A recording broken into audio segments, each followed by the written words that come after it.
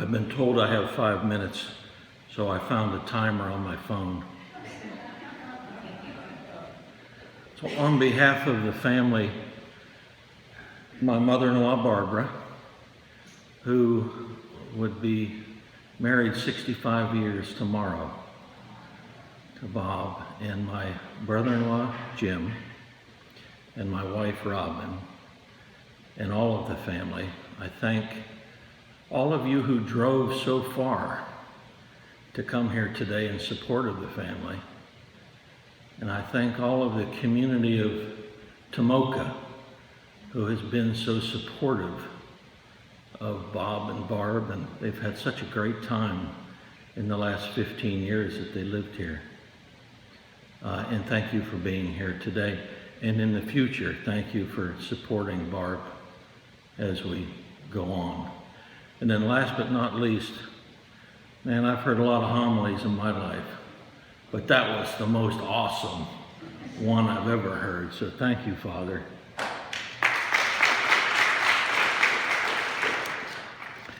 For those of you that don't know me, my name is Mike Hunter, and I've known Bob for about 40 years, a little over. I had the honor to be his son-in-law. There were 3 things that I really think about when I think about Bob. Is one, that he loved to laugh. He had a great sense of humor. And 2, he loved to fish. And he just loved to fish. And 3, he loved to fix stuff.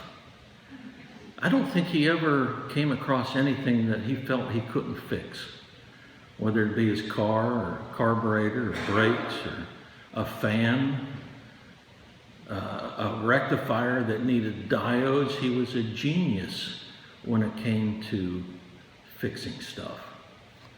So we'll take his sense of humor just for a second.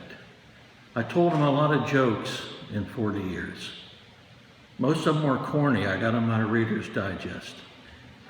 But the one he loved the most, that I thought was the corniest, was this. And I'll try and remember this, bear with me. 3 kids were talking about their grandfather, how fast they were. The one says, my grandfather is a hunter.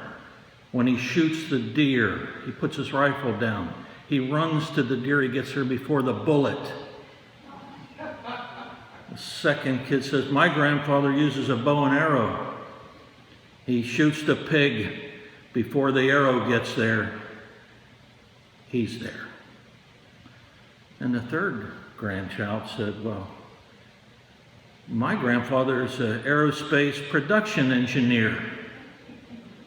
And he leaves work at 4 o'clock and he's home by 3:45. I thought it was corny, but he laughed and laughed at that one. The second thing is fishing.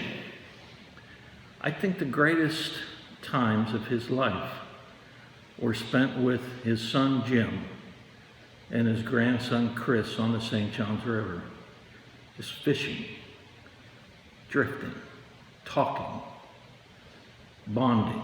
Fishing's like a religion to some people. It's more spiritual than anything. And through the years, I think he really cherished that time.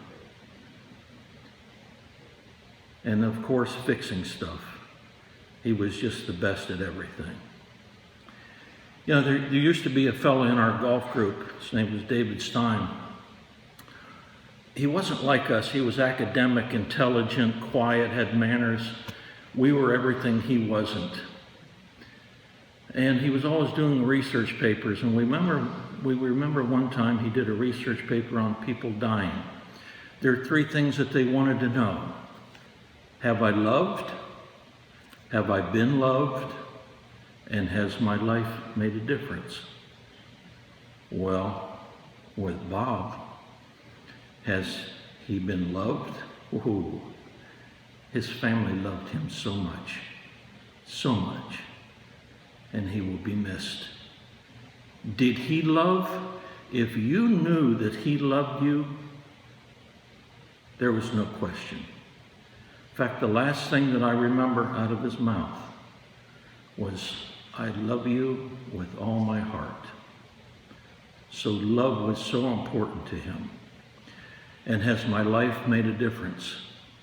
His life made a difference with his family, with his friends, with his co-workers. No question about it.